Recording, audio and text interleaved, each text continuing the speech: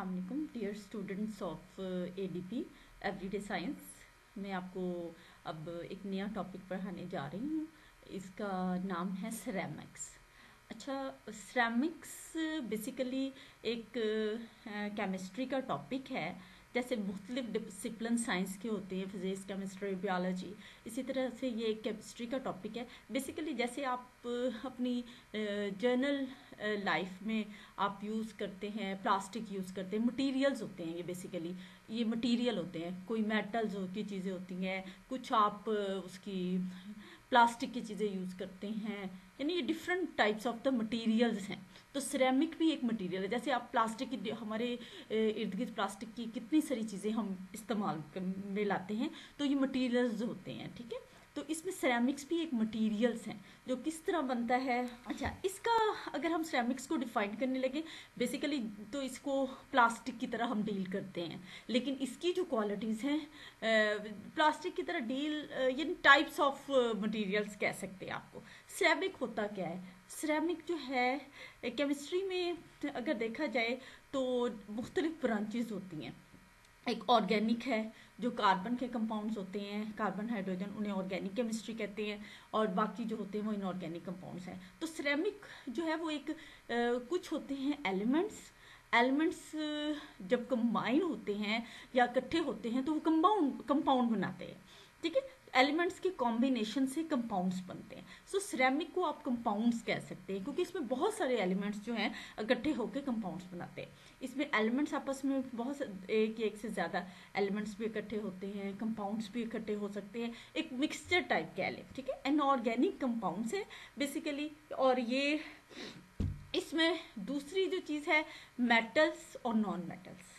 Metals chemistry में मैंने आपको पीरियोडिक टेबल का हवाला अपने लास्ट लेक्चर में दिया था। उसमें मेटल्स हैं, जैसे शाइनी सरफेस होती है, ठीक है, जैसे कॉपर की मैंने एग्जांपल दी थी, ठीक है। मेटल्स हैं और नॉन मेटल जैसे ऑक्सीजन है, नाइट्रोजन है। तो ये एक ऐसी कॉम्बिनेशन है, ये ऐसे इनऑर्गेनिक कंपाउंड्स हैं जिसमें मेटल और नॉन मेटल इकट्ठे होते हैं। इसकी एग्जांपल जैसे ऐसे ले लेते हैं, सिलिकॉन डाइऑक्साइड, ठीक है। मेटल ये तो एल्यूमिनियम ऑक्साइड है, या फिर एक या एक से ज़्यादा ऑक्साइड सी, जैसे एल्यूमिनियम और सिलिकॉन ऑक्साइड मिल जाएं तो वो भी एक प्रोडक्ट्स बन सकते हैं। अच्छा, हम उसको प्रॉपरली डिफाइन करें तो हम कह सकते हैं मेटल्स के साथ, अभी तो मैंने आपको जो बताया है ऑक्साइड्स ऑफ मेटल जब कंबाइन करता है ऑक्सीजन के साथ, जैसे एल्यूमिनियम ऑक्साइड, सिलिकॉन ऑक्साइड, और अगर मेटल सिलिका के साथ करे तो सिलिकॉन सिलिकेट्स बनाता है, ऑक्सीजन के साथ करे तो ये metal aluminium oxide, silicon oxide इस तरह होता है। नाइट्रोजन के साथ करे, कार्बन के साथ करे, तो ये आप कह सकते हैं ceramic basically metals and non metal के कॉम्बिनेशन से बनने वाले कंपाउंड्स हैं।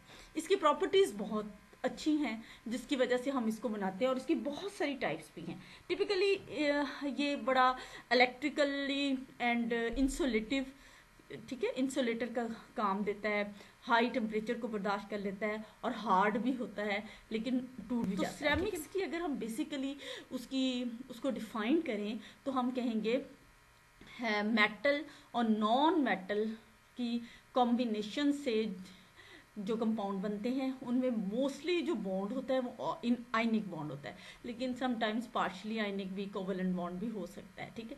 इसकी प्रॉपर्टीज बहुत सारी हैं। प्रॉपर्टीज क्या है कि बहुत हाईली हार्डनेस है, हाई वेयर रेजिस्टेंस है, ठीक है। Extreme hardness can reduce wear cause by the friction, corrosion resistance, यानी आपको जैसे उसकी वो हो जाता है, क्रूड हो जाता है, यानी रस्टिंग हो जाती है, उसको रेजिस्ट करता है। लो इलेक्ट्रिकल कंडक्टिविटी, यानी उसकी कंडक्टिविटी नहीं शो करता, हीट कंडक्टिविटी लो शो करता है, एक्सपेंशन नहीं होता, रेजिस्टेंस शो करता है। तो ये सारी जो है उसकी प्रॉपर्टीज ऑफ सिरेमिक्स हैं। बेसिकली क्या है कि जैसे प्लास्टिक की तरह शो करता है, यानी ये कंडक्ट नहीं कर सकता। मेटल्स तो कंडक्ट कर सकते हैं, ये कंडक्ट लो इलेक्ट्रिकल कंडक्टिविटी है, हीट को भी कंडक्ट नहीं कर सकता, यानी हीट इसमें से पास नहीं हो सकती। ये इतना ज़्यादा, अगर आप इसको बहुत ज़्यादा टेम्परेचर पे रखो तो इतना ज़्यादा ये एक्सपेंड नहीं होता, फैलता नहीं है। और इलेक्ट्रिकल जो शॉक्स होते हैं उसके लिए भी, जैसे हम एक इंसुलेटिंग मटेरियल नहीं यूज़ करते उस तरह का है ये सिरेमिक, ठीक है, और हार्ड होता है। अगर हम इसको क्लासिफाई करें तो हम इसे दो ग्रुप्स में क्लासिफाई कर सकते हैं। एक होता है ट्रेडिशनल सिरेमिक्स होता है, एक होता है एडवांस सिरेमिक। ट्रेडिशनल सिरेमिक्स होता है कि ये सदियों से जो है ये सिरेमिक्स बना हुआ है, जैसे क्ले के वाइट वाइट वेयर्स कह लें, आप कह लें ब्रिक्स कह लें, ठीक है, रिफ्रैक्टरीज में यूज़ कर लें। पहले ज़माने में जो पोट्री मेकिंग, बेसिकली ये बर्न्ड स्टफ, इसका मीनिंग ही बर्न्ड स्टफ है। तो बेसिकली जो पोट्री बनती थी और जो क्रॉकरी बनती थी, और वो सब बहुत सदियों से क्ले और उसके साथ जो है ये बनता था। ये सिरेमिक्स की एक टाइप है जो ट्रेडिशनल सिरेमिक्स। लेकिन अब तो सिरेमिक्स इतने एडवांस्ड हो चुका है कि आप इसको इलेक्ट्रो सिरेमिक्स भी हैं, जैसे मैग्नेटिक सिरेमिक्स भी हैं, ऑप्टिकल सिरेमिक्स भी हैं, मुख्तलिफ बड़ी बड़ी उसमें जो है वो यूज़ होते हैं, बड़ी इंडस्ट्रीज में यूज़ है। पहले तो सिर्फ पोल्ट्री मेकिंग, बर्तन बनाना, सीमेंट बनाना और इस तरह वाइट वेयर्स। अच्छा, एक होता है रेड स्टोन होते हैं, वाइट स्टोन। रेड स्टोन तो होता है उसमें आयरन ऑक्साइड की कंसंट्रेशन ज़्यादा होती है, जैसे ब्रिक्स का कलर है स्पेसिफिकली।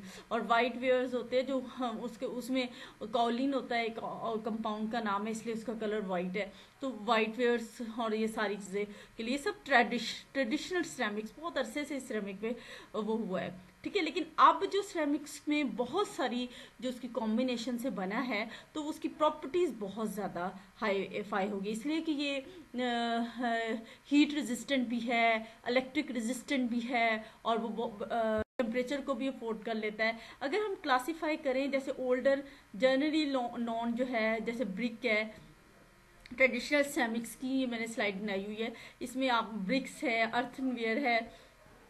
बेसिकली ये नेचुरली रॉ मटेरियल्स है ना, क्ले और सिलिकेट्स, उससे बनते थे, ठीक है। ये बर्तन बनाना, पोइट्री बनाना, क्ले के बर्तन हैं, सिलिकेट्स के, ठीक है।